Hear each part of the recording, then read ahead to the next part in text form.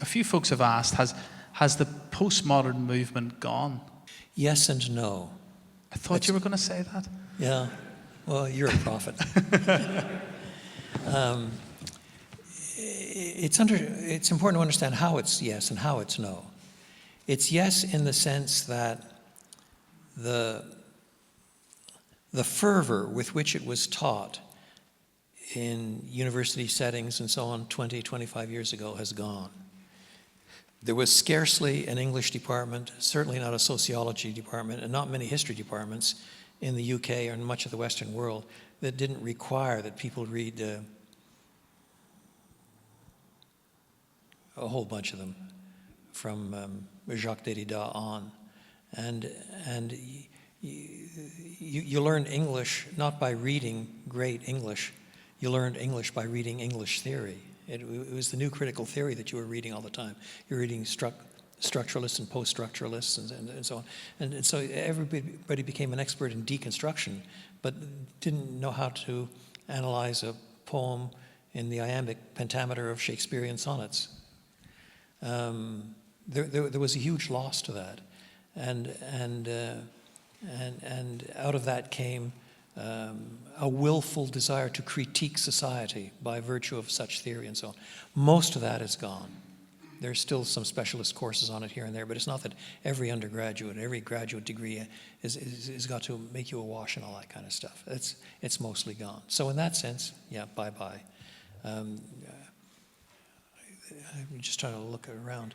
For those of you who graduated from university who are under 35, there aren't many of you in here. But there's some of you, there's a handful of you that are 35 or under. Have you read any Derrida? Has anybody here read any Derrida in the last 20 years? But if you were 45 to 55 and you studied English or history or sociology, you would have. You just couldn't escape it. So in that sense, it's petered out. But instead of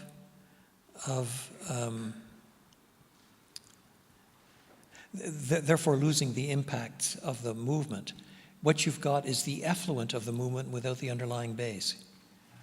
You see, with the when people already knew that literature, when I wrote The Gagging of God, I interacted with that literature heavily. I came to understand it, and I interacted with it heavily. Now as a critique. Now I give it to students, and they say, who cares what these old guys think? You know? And so it goes right over their heads nowadays. And yet the effluent, the residue, the cultural transformation, the outlook that came from the movement is still running right through the society.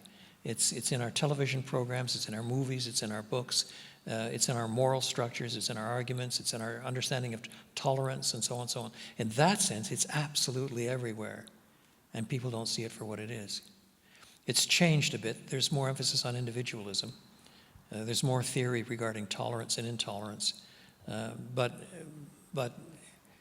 there's a lot of it around, except that if you call it postmodern, there'll be some critics that will say, oh, that's all dead. Nobody believes that stuff anyway. And they fail to realize how postmodern they are as they're saying it. So it's in some ways it's easier. You need to understand less theory to answer it. In some ways it's harder. It's mushy. It's like a walloping big marshmallow. It's hard to punch it effectively.